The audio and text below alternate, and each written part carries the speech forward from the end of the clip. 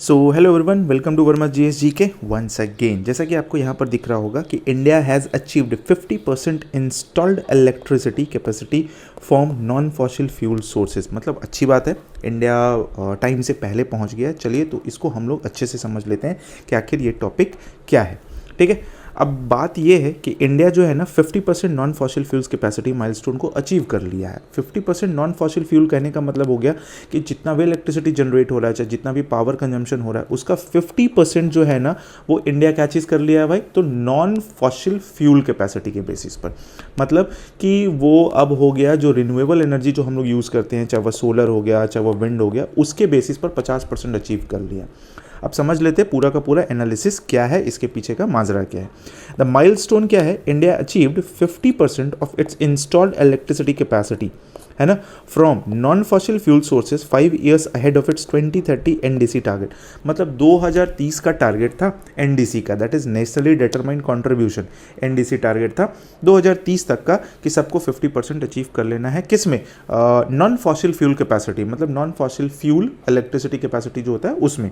But India क्या कर लिया भाई, 2025 में ही अचीव कर लिया है ये अपना 50% का कहानी।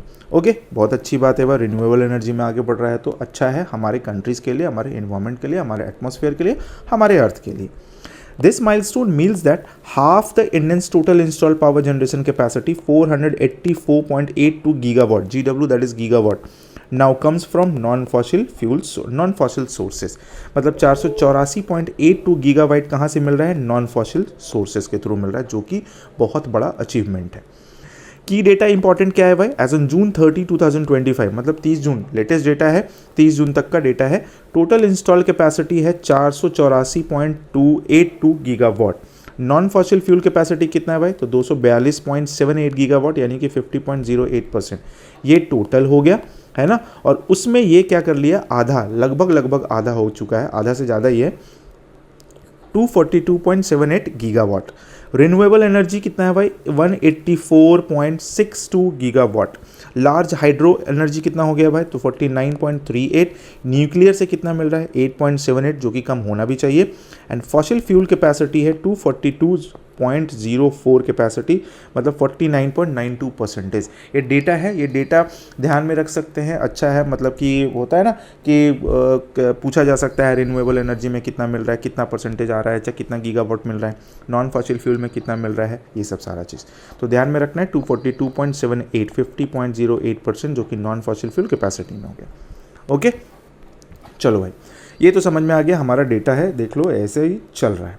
अब इधर आ जाते हैं, फैक्टर्स बिहाइंड द सक्सेस। अब ये जो सक्सेस जो अचीव हुआ है, ठीक है ना, अचीवमेंट जो हुआ है, सक्सेस जो मिला है, ठीक है ना, उसमें क्या क्या फैक्टर्स इंक्लूडेड है। सबसे पहला, स्ट्रॉन्ग पॉलिटिकल कमिटमेंट। अब देखो, जब तक अच्छा जो प्रशासन नहीं होगा, स्ट्रॉन्ग पॉलिटिकल कमिटमेंट नहीं होगा, तो काम नहीं बनेगा। Consistency policy directions and funding from central government. Consistently policy बनते रहा, उस पर काम चलते रहा, लोगों का काम होते रहा, और सेंट्रल गवर्नमेंट उसमें अच्छा से फंडिंग करता रहा, काम अच्छे से चल निकला। Private sector involvement, private sector को भी इन्वॉल्व किया गया है। Significant domestic and foreign investment. अब डोमेस्टिक इन्वेस्टमेंट भी हुआ और फॉरेन इन्वेस्टमेंट भी हुआ इन रिन्यूएबल एनर्जी प्रोजेक्ट्स। तो रिन्यूएबल एनर्जी में अगर प्राइवेट भी घुसा और ऑलरेडी उसमें फॉरेन कंट्रीज भी घुस रहा है, प्राइवेट भी घुस रहा है, चाहे वो इंडिया का हो चाहे वो फॉरेन का हो, सब घुस रहा है, तो इसका मतलब है कि उसमें कुछ पोटेंशियल है और लोग आगे बढ़ रहा है, पैसा लगा रहा है, ताकि हमारा अर्थ भी हो और अपना प्रॉफिट भी निकले। वही सब चीज़ तो हो रहा है, अर्थ भी अच्छा से चलना चाहिए ना। ठीक है, चलो, स्टेट लेवल इनिशिएटिव में अगर देखते हैं, the pioneering efforts bye states like Gujarat and Tamil Nadu in developing renewable energy infrastructure, है ना। अब स्टेट लेवल इनिशिएटिव इस होता है ना, जिसमें गुजरात और तमिलनाडु बहुत ही आगे है, बहुत ही अच्छा काम कर रहा है पाइनरिंग एफर्ट्स में, मतलब बहुत अच्छा बोल सकते हो उसको। डिजिटल ग्रिड इंफ्रास्ट्रक्चर में स्मार्ट मीटर का यूज़ हो रहा है, स्मार्ट मीटर्स यूज़ हो रहा है ना।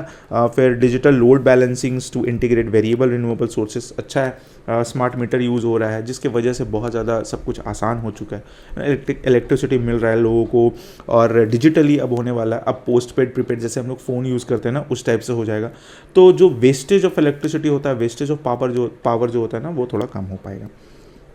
इंटरनेशनल कॉपरेशंस भी लगाए भाई, तो partnership that facilitate technology transfer and financing. अब इंटरनेशनल कॉपरेशंस भी आया है जिसमें ISA है, that is international solar alliance, और JETP just energy transition partnership. तो ये सब भी मिलके काम अच्छे तरीके से कर रहा है।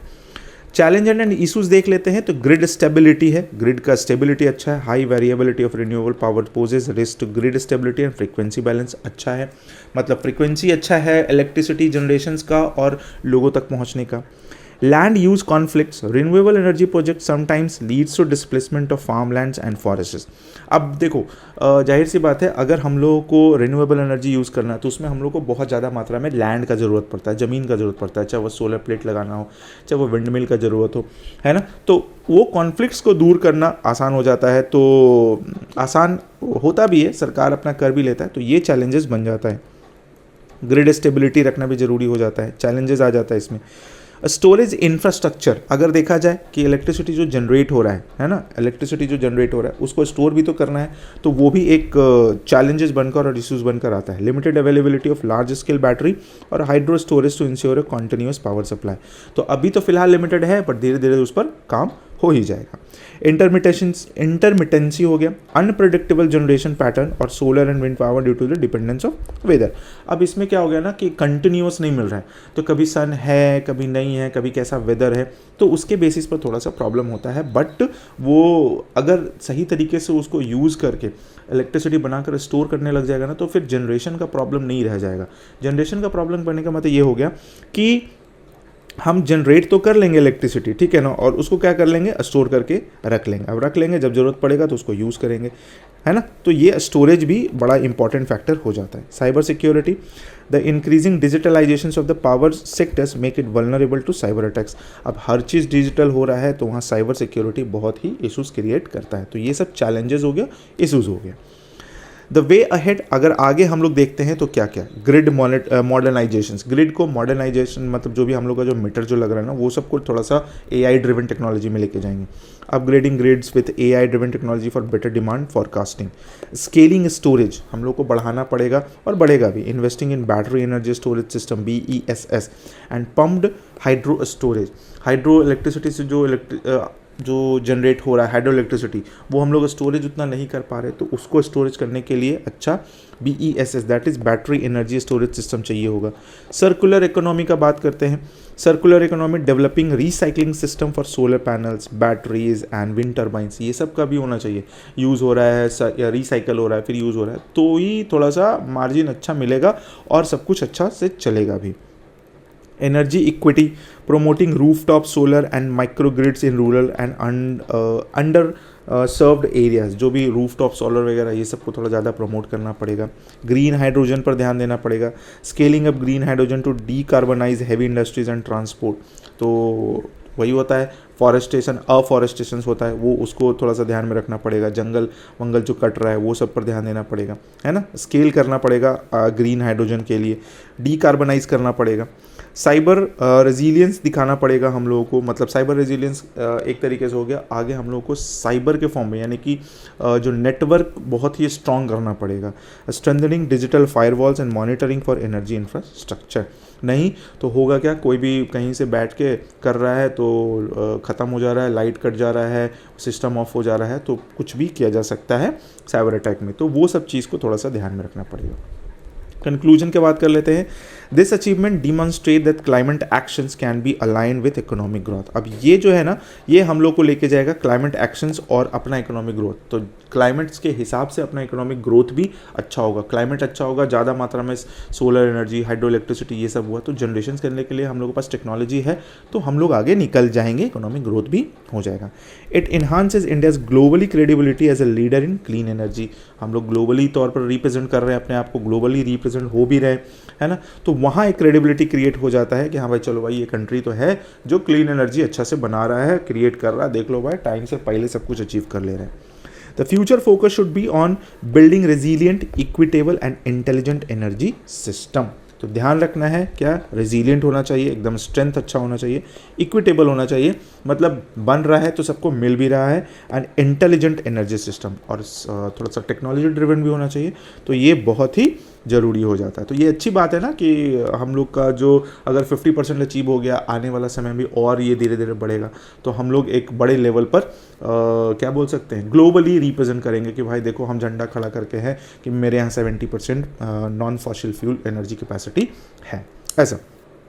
ठीक है, तो आई होप कि आपको ये सब समझ में आ गया होगा। इसमें कुछ हार्ड वर्ड और एक्रोनिम्स आया है, वो भी हम लोग देख लेते हैं। इंटरमिटेंसीज का मतलब क्या होता है? The quality of being irregular और कंसिस्टेंट, वेदर के बेसिस पर, जैसे सोलर है, विंड एनर्जी।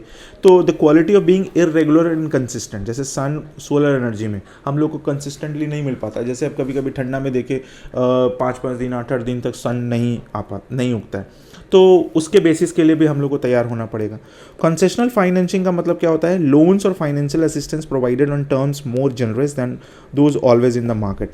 मतलब फाइनेंस तो कर रहे हैं बट उसको थोड़ा कंसेशन दे रहे हैं कि भाई चलो तुम जो EMI पे कर रहे हो, चाहे तुम जो पे कर रहे हो, थोड़ा उसमें कंसेशन तुमको देते, चलो ठीक है टाइम बढ़ा देते, ऐसे करके। That is concessional financing. Distributed energy हो गया, energy generated from many small localize sources rather than few large centralize power plants. छोटा छोटा फॉर्म में ही एनर्जी हम लोग को जनरेट करने के लिए आना पड़ेगा। तो ये हो गया डिस्ट्रीब्यूटेड एनर्जी। हमेशा बड़े चीज़ पर फोकस, बड़े चीज़ पर मतलब रिलाय नहीं कि हाँ भाई इलेक्ट्रिसिटी बनेगा तो हमको पावर प्लांट से ही मिलेगा, न्यूक्लियर प्लांट से ही मिलेगा। तो छोटा छोटा चीज़ पर भी हम लोग को थोड़ा सा ध्यान देना पड़ेगा। डीकार्बनाइज का मतलब to remove, to reduce the carbon emissions from something typically by switching to clean energy resources. हम लोग को कार्बन एमिशंस को रोकना है, दैट इज द डीकार्बनाइज, है ना, किसी भी तरीके से कार्बन एमिशंस को रोकना है। कुछ एक्रोनिम्स आया था, तो NDC that is nationally determined contribution हो गया, GW गीगावाट ऑलरेडी हम डिस्कस कर चुके हैं, RE renewable energy, MNRE ministry of new and renewable energy MNRE, ISA that is international solar alliance, JETP just energy transition partnership and BESS battery energy storage system. तो I hope कि आपको ये पूरा का पूरा टॉपिक अच्छे से समझ में आ गया होगा। छोटा छोटा टॉपिक्स के फॉर्म में हम वीडियो बनाने का कोशिश करेंगे और एक टाइम सेट कर देंगे, ओके। हम बता देंगे कि कैसा कैसा कब कब ये सब वीडियो आएगा, ठीक है। एक छोटा सा टॉपिक रहेगा 5 मिनट 7 मिनट 10 मिनट के अंदर में, ठीक है। तो आई होप कि आपको वीडियो अच्छा लगा, तो वीडियो अच्छा लगा तो दोस्तों तक भी शेयर कर दीजिए, क्योंकि टॉपिक हम ऐसे ऐसे टॉपिक्स को लाते रहेंगे, ठीक है। चलिए मिलते हैं नेक्स्ट वीडियो में नेक्स्ट टॉपिक के साथ, तब तक के लिए thank you so much, take care, bye bye.